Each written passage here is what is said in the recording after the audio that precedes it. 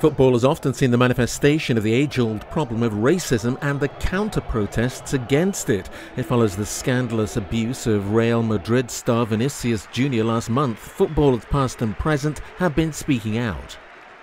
With racism, it's not something that happens very often, but every time it happens, it sort of like knocks you back and floors you, because just when you think everything's okay, it's a reminder that it's not. It's a reminder how some people actually see you, and it's not the case that it's everyone, but even if it's 1%, like for the amount of people involved in the game of football, 1% is a lot of people.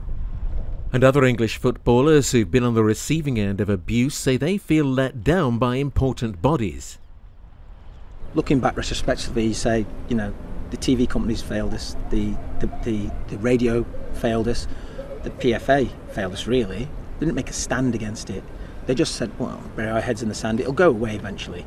You know, it didn't go away. The players and the fans had to get it all going and get the Kick Racism Out of Football campaign going and get people on board and stop the fans from 5,000 people behind the goal all singing black this, black that.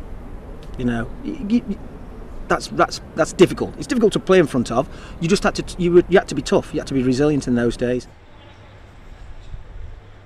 Former Chelsea player Paul Canaville faced such abuse 40 years ago and says black players were completely unprotected.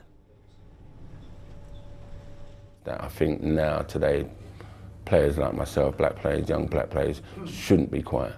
They should say something right there and then. And I didn't at that time, so I've had to learn from that. And that's probably what I teach and share with these young up-and-coming players now, black players. But players such as Vinicius and many fans now call out the abuse when they see it intent on tackling racism.